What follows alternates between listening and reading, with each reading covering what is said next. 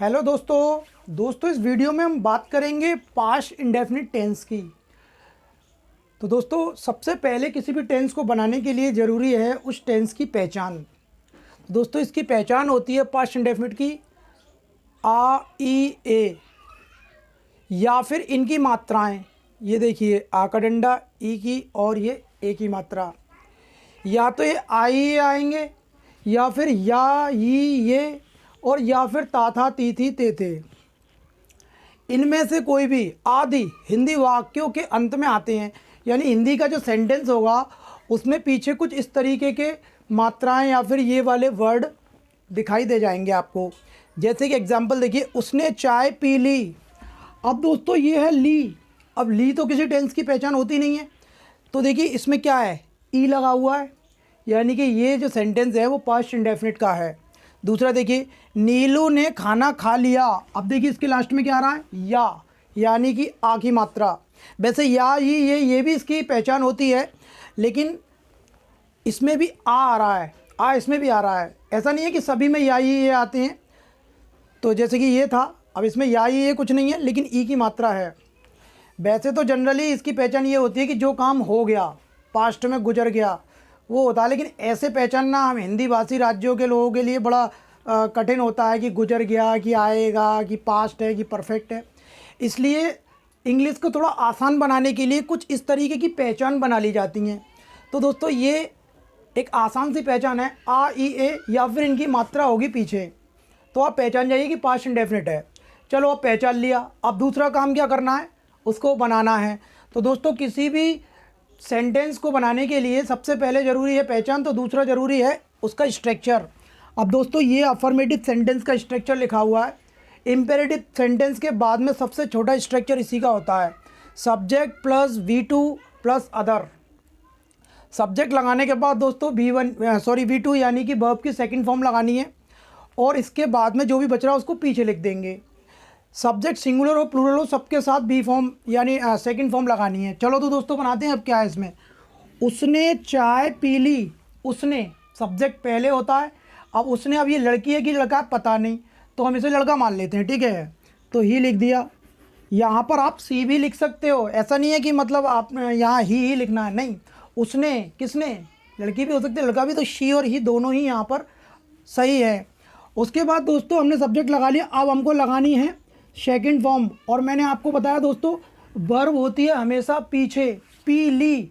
अब पीने को वैसे तो ड्रिंक बोलते हैं, और चाय पीने के लिए टेक भी लगा सकते हैं, हैव भी लगा सकते हैं। चलो हम टेक लगा लेते हैं। अब टेक की सेकंड फॉर्म क्या होती है, टुक, ही टुक। अब दोस्तों अदर, अब ये अदर बचा, ये ऑब्जेक्ट है वैसे तो, द टी। अब आपके दिमाग में एक और क्वेश्चन आ रहा होगा दोस्तों कि यहाँ V2 के बाद में ऑब्जेक्ट क्यों नहीं लिखा। क्योंकि दोस्तों ये ज़रूरी नहीं है कि किसी भी हर सेंटेंस में ऑब्जेक्ट हो भी सकता है और नहीं भी, तो इसलिए अदर लिख दिया है। क्योंकि ऑब्जेक्ट कंपलसरी नहीं है, बट ये दोनों चीज़ें कंपलसरी हैं, ये आएंगी ही आएंगी हर सेंटेंस में, ठीक है दोस्तों। चलो दूसरा वाला बनाते हैं। नीलू ने खाना खा लिया। तो सबसे पहला वाला हमारा क्या होता है, सब्जेक्ट, और लास्ट वाली होती है हमारी वर्ब। तो सबसे पहले है नीलू, सब्जेक्ट लगा लिया हमने दोस्तों। उसके बाद खा लिया, ईट का एट, ये सेकंड फॉर्म बन गई इसकी। और उसके बाद में है अदर, यानी कि ऑब्जेक्ट है ये, दी फूड, खाना। और दोस्तों लास्ट में लगाएंगे फुल स्टॉप। तो देखा दोस्तों, इस तरीके से आप अफर्मेटिव सेंटेंसेस को पास्ट इंडेफिनिट के फ्रेम कर सकते हैं। अब बात करेंगे दोस्तों नेगेटिव सेंटेंस की।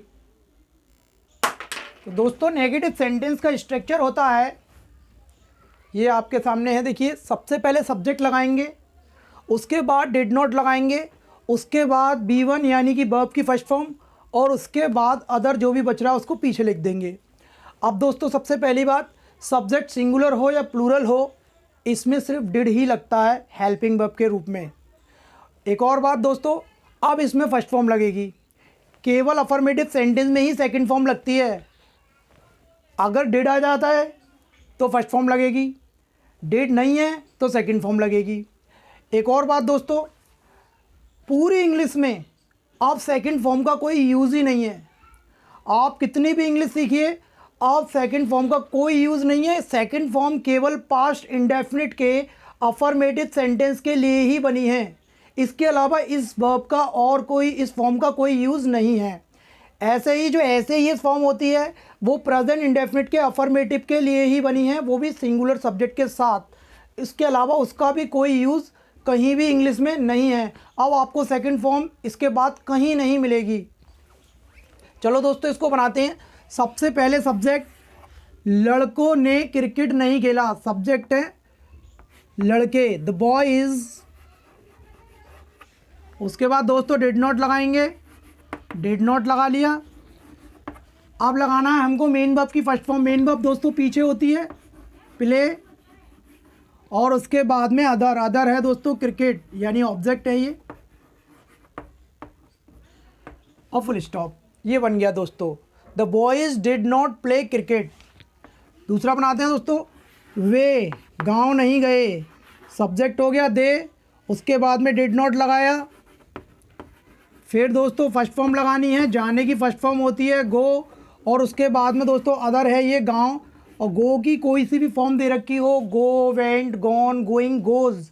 अगर उसके बाद जाने वाली जगह है दे रखी है सेंटेंस के अंदर तो उसको टू लगा के लिखते हैं। तो दोस्तों टू हमने इसलिए लगा दिया, गो टू ब्लेज। ये हो गया दोस्तों नेगेटिव सेंटेंस। नेगेटिव सेंटेंस आप जानते होंगे दोस्तों जिनमें कोई नकारात्मक वर्ड आ जाए। इन दोनों में ही देखिए नहीं शब्द आ रहा है, इसका मतलब ये नेगेटिव हैं। अब दोस्तों बात करेंगे हम इंटेरोगेटिव सेंटेंस के बारे में। तो दोस्तों सबसे पहले तो बात करते हैं कि इंटेरोगेटिव सेंटेंस होते कौन से हैं। दोस्तों इंटेरोगेटिव सेंटेंस वो होते हैं जिनमें क्वेश्चन पूछा जाता है।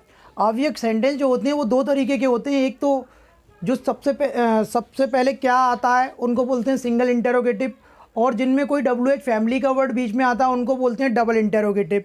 अब दोस्तों सबसे पहले हम सिंगल इंटेरोगेटिव की बात करेंगे, यानी जिनमें क्या पहले आता है या जिनके उत्तर येस या नो में होते हैं। तो दोस्तों इनकी पहचान होती है, ये सेंटेंस हिंदी में क्या से शुरू होंगे और पीछे क्वेश्चन मार्क आएगा, बीच में सेंटेंस दे रखा होगा।